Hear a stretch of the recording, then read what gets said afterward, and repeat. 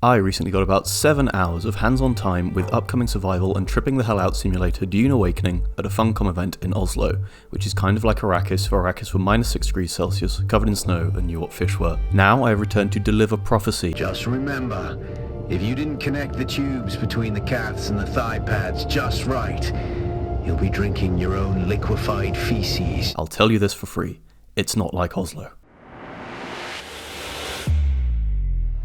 How much political intrigue does the game include? Early on, not much. In the game's opening hours, your days are mostly spent sucking milliliters of dew out of sparse vegetation, building up your base, murdering NPC scavengers for their stuff, and plumbing the depths of crashed starships and ecological research stations for rare schematics, materials and loot.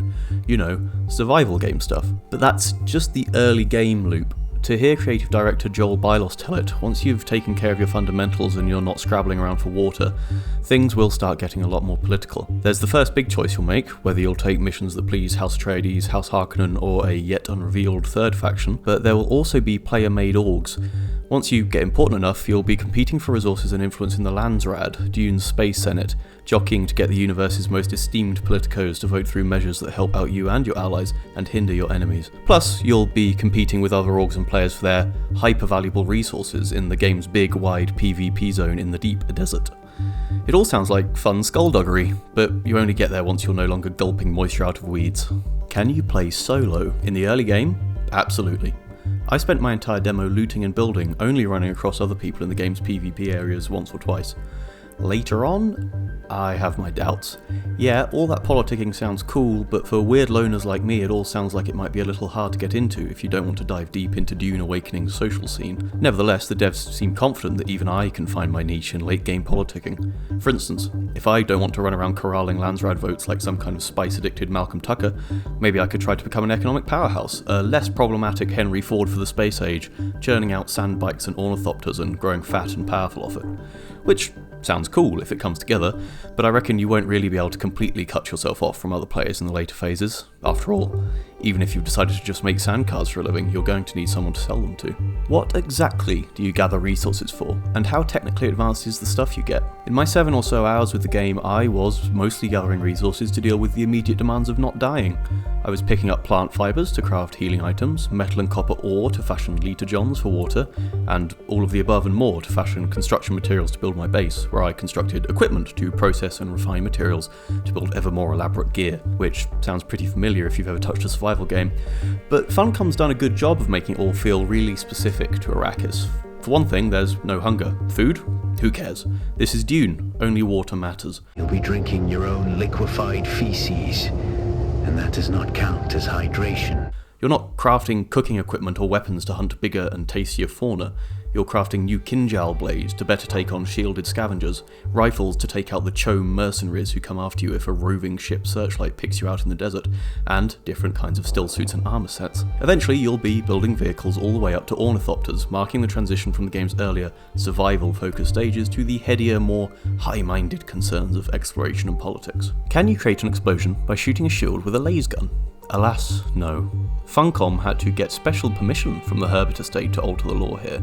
In the books, firing a laser gun at a shield creates an almost nuclear level explosion. In the game, it just dings off. When I spoke to producer Nils Ryborg, he said that giving a few thousand players the ability to set off nukes pretty much constantly is fun for about 0.1 seconds, so the devs had to hand-wave it away as a bug in an older laser gun design, which I guess is understandable, much as I want to subject Arrakis to a constant churn of Death Stranding-style nukes. Still, Ryborg said that Funcom's goal is, as much as possible, to make the game fit Dune rather than make Dune fit the game. So even though shields don't explode, they're pretty much impenetrable to anything but a slow blade and special, rare kinds of ranged weapons called disruptors. This is no Halo overshield, it's a Dune shield, and it's just as difficult to get through as it is in the books and films. Worms go after shield generators, right? Can we get a gun that shoots shield generators that only turn on when they hit something? Yes, worms will come after you if you're foolish enough to switch on a shield on open sand. The helpful tutorial lad even suggested they'd come after your shielded base if you get the mad idea of building it right out in the open, but no, I don't think Funcom has had the frankly genius idea of a shield shooting gun just yet. maybe give it time. Which isn't to say you can't use worms and other enemies that roam dunes to your advantage. Combat in Dune Awakening hurts, especially when you're unshielded like I was in my demo, and there were multiple occasions where I kited chome mercs over to scavenger camps and dungeons and let them hash it out, rather than risk my own precious skin. Want to drag your enemies out to get chomped on by worms? I reckon it's doable, just try not to get eaten yourself. What is the role of spice? Like all good video games, Dune Awakening lets you take drugs until you can see through time. In my hours with it, I was regularly picking up spice-infused food and drink that would amp up the levels of melange in my bloodstream.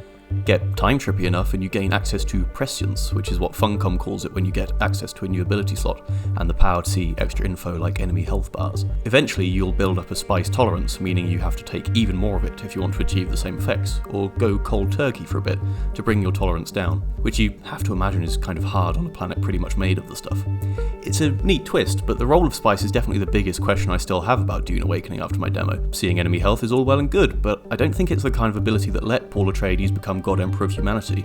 If he who controls the spice truly controls the universe, I hope Funcom has a bit more up its sleeve for this solar system than what I've seen so far. Well, the Bene Gesserit are calling, and it's time for me to retreat to my siege, snort a load of cumin, and lie down in the dark for a while. Has this preview piqued your interest? What about Dune Awakening are you most excited for? Let us know in the comments, and make sure you subscribe to PC Gamer for more hands-on previews, reviews, and analysis.